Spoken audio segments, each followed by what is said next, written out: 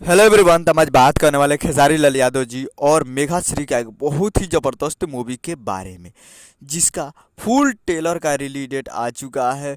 और इस पूरे मूवी में संगीत दिए हैं कृष्णा बेदर्दी जी। पूरे मूवी में संगीत दिए हैं कृष्णा बेदर्दी जी, और पूरे मूवी के गाने में भी कृष्णा बेदर्दी जी ही म्यूजिक दिए हैं। जिस मूवी का नाम है फरिश्ता, जो कि टेलर रिलीज ऑन 22 फरवरी को शाम को 5 बजे रिलीज़ किया जाएगा।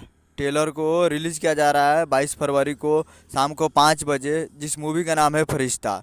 और इसका निर्माता है एस रेड्डी जी, और निर्देशक है लाल बाबू पंडित जी।